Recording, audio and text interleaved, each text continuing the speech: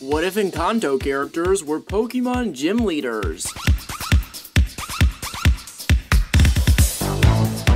Gym number 1 begins with the youngest member of the Marigold family, Antonio, who has a team full of Pokemon inspired by the animals he hangs out with. First up is Litleo, inspired by his Jaguar. Muna is inspired by his Tapir, and his ace Pokemon is of course inspired by his toucan named Pico. It's Trumbeak.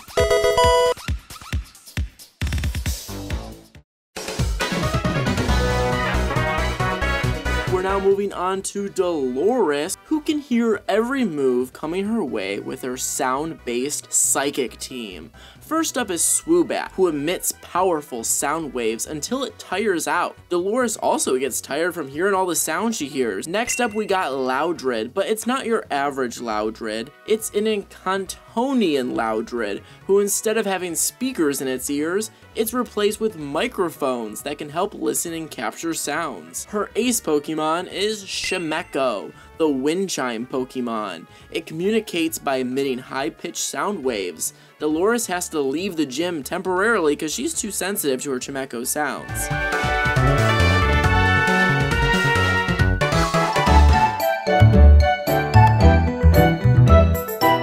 Milo's gift is his ability to shapeshift, and good news for him, there's a ton of Pokemon in the Pokédex that can shapeshift, starting with his Kecleon, who can change its body coloration to blend in with its surroundings, but after you hit it, that's no Kecleon, that's a Zoroark. Next up is the ultimate shape-shifting Pokemon, it's Ditto, who can transform into anything whenever it wants, thank you. But his final Pokemon is of course the Kecleon we saw earlier in the battle.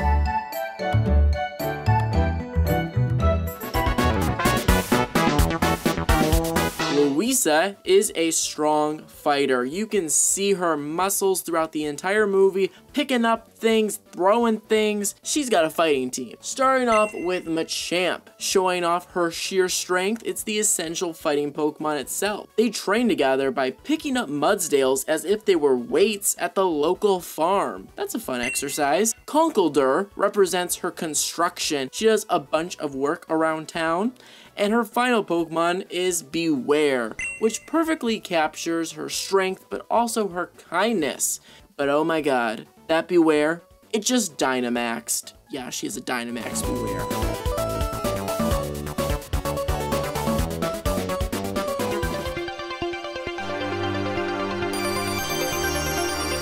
Our 5th gym leader is Peppa, who has a storm-based Pokemon team to represent her power to summon weather, as its drizzle ability immediately sends out rain the second it comes out to the battlefield. Cast form Thunder form is a literal storm, so that's great. Her ace Pokemon is Manectric, but this isn't your average Manectric, it's a Mega Manectric because it looks just like a lightning bolt. I think it's perfect. Isabella, of course, has the power to summon flowers, so she's gonna be a grass-type Pokemon trainer. Starting off with Lilligant, who completely captures her dancing, the elegance that she has. Next up is her Serena, and her final Pokemon is Roserade. You think the battle is over, but Isabella gets very angry at you, and instead of giving you a gym badge, she summons a horrific, terrifying Gigantamax Cacturn. Now instead of this thing just being one cactus standing up, it has a field full of cactuses coming out of its arms. Now that's terrifying.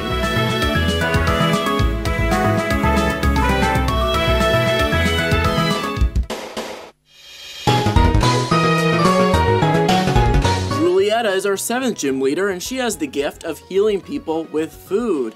And there's a lot of Pokemon she can use as food that look pretty yummy, starting off with Vanillix, who is a literal ice cream cone. I would eat a Vanillix, thank you very much.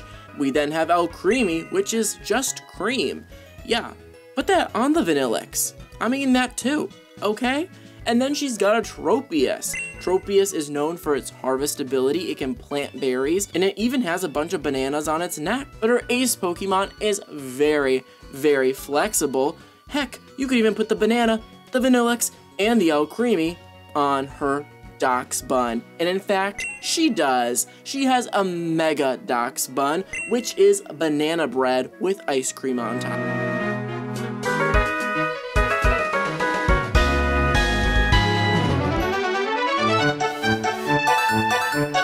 Mirabelle is the 8th gym leader. Now, unfortunately, is the odd one out in her family because she has no gift. So she has a team full of normal type Pokemon. But don't worry, Mirabelle. There's some pretty great normal type Pokemon out there, and she's got them, folks. She's got them. She starts off with her Blissey, which shows off her kindness, her compassion, her emotional support that she gives her family, folks. Smeargle represents her creativity. You can see her being very creative and artsy throughout the entire movie. Drampa, on rare occasions, Drampa descends down from the mountaintops to play with children living in towns below. Drampa was like, Mirabelle, you've got a kind heart. I'm gonna join your Pokemon team. Her final Pokemon is an Eevee. Now you might be thinking, this is a first stage Pokemon, not much going on here, but it Gigantamaxes. So this thing is a fighter, folks. It's not gonna be an easy fight.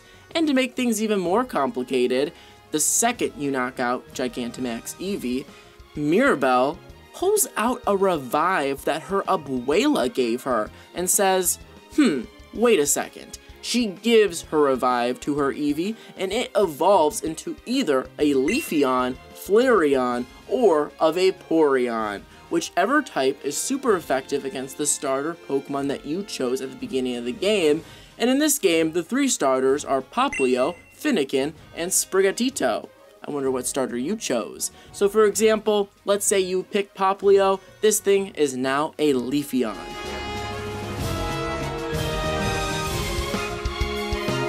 You thought the gym challenge was over, didn't ya? It's now time for the Elite Four. We start off with Antonio, who's back, folks. His team is bigger and better than ever before. He trained them up. He now has a Pyroar, followed by a Toucannon, all evolved up. Speaking of evolved up, he also has a Marshana, but he now has 2 new Pokemon, a Decidueye, and his ace Pokemon, an Ursa Luna. Now for Elite Four member number 2, a new trainer, Bruno. Starting off with an Alakazam. Alakazam has the power of Psychic Foresight. He can see the future, just like Bruno. Then we've got Absol, which is labeled the Disaster Pokemon, and his story is actually very similar to Bruno's, where they didn't actually mean to cause a disaster. They're not a bad person, a bad Pokemon. They're just kind of getting blamed for it, so they're actually quite common. And this Absol can Mega Evolve. Oh yes, it's true. Next up, he's got an Espeon, followed by Xatu, followed by a Xatu, who is also very known for its ability to look into the future. And his ace Pokemon, inspired by the rats that Bruno hangs out with, it's an Alolan Raticate. Our third Elite Four member is Louisa. She's also back with a new trained team. Hariyama, Conkeldurr, Beware, Gigantamax, Machamp, folks. This thing is a killer, but not as much as her ace Pokemon. This thing's gonna be tough to beat. It's a Buzzwole. Good luck. Then we've got the final Elite Four member. It's Abuela. She has a Steel type team to represent her Steel strength. She is put together, a little reserved. She's earned those stripes, folks. But she's just trying to be strong for her family. She's got a Bronzong. She's got a Lucario, who is known for its ability to be attached to auras of living beings and being able to understand emotions. It can see who Abuela's family members are for who they are and see their gifts. We then got Corviknight. Corviknight has the ability Pressure, and let's be honest, Abuela puts a lot of pressure on a Mirabelle in the movie, so it fits. She's then got a Vespiquen that can terrasilize into a Steel type, because Abuela is the queen bee of the house, of course. But her ace Pokemon is a Mega Chandelure. It is a gigantic chandelier, folks. It is a Steel fire type, and this is perfect because of all the candles that Abuela holds during the movie. The champion of the Encanto League is not a human. In fact, it is the casita itself, the house. Yes, there is a Clef key. This is the ring Pokemon. It's the keys to the house, the magic keys to the house. And these are very important, so do not lose these keys.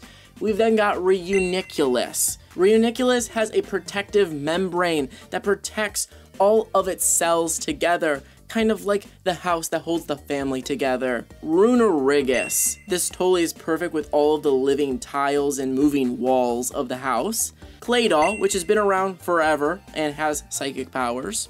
The house has a lot of gears, a lot of things moving around. Perfect for a Magearna.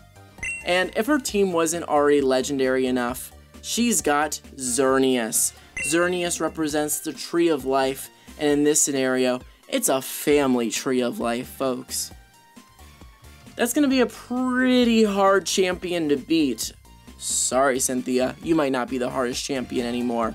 The casita is in the house. The house is in the house? You know what I mean. If you like this video, make sure to go watch a bunch of other videos I made giving other iconic TV show and movie characters gym teams. Playlist right in front of you, and comment down below which movie or TV show I should do next.